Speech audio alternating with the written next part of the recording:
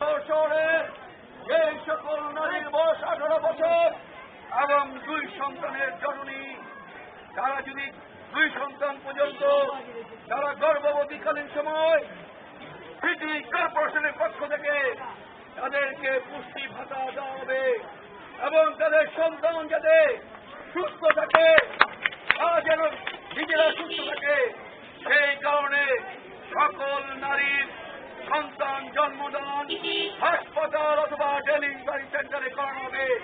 কোন অশিক্ষিত অদক্ষ ধাই দিয়ে নিজের ঘরে সন্তান জন্ম দেওয়ার ব্যবস্থায় সিটি কর্পোরেশন তুলে দিবে। আমরা আরো বলতে চাই, যে সকল নবজাতক চিকিৎসা প্রয়োজন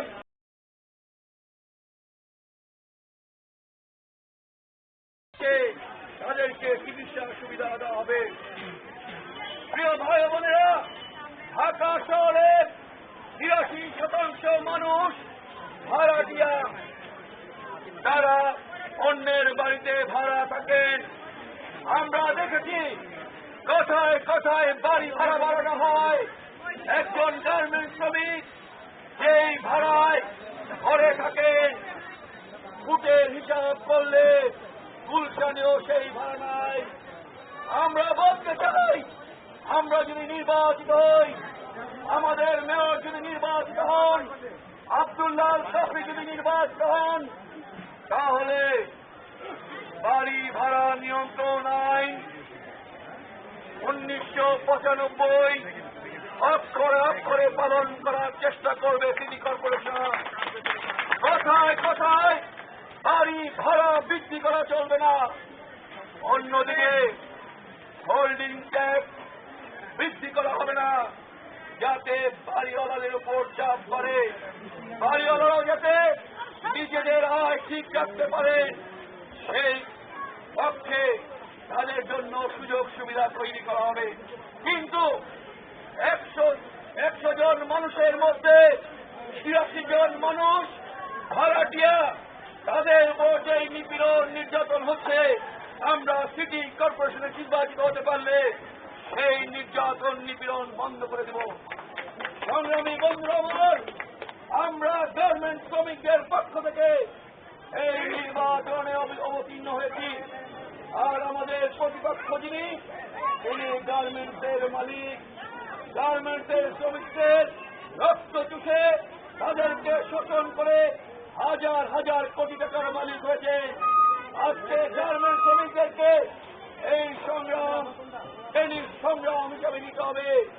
মালিকের বিরুদ্ধে শ্রমিকের লড়াই, শোষকের বিরুদ্ধে শোষিতের লড়াই, এবং যারা গাছেরটা খাচ্ছে, ফলারটা খাচ্ছে, সেই সকল মানুষের বিরুদ্ধে বঞ্চিত মানুষের লড়াই।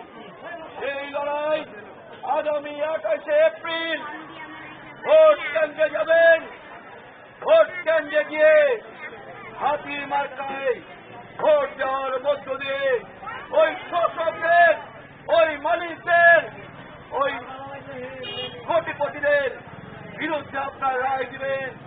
গরিব মেহনতি মানুষের পক্ষে, নিজের অধিকারের পক্ষে রায় দিবেন। হাতি মার্কা জয় হলে আপনার জয় হবে, হাতি মার্কা পরাজিত হলে আপনার অধিকার ক্ষুণ্ণ হবে, আপনি পরাজিত হবেন।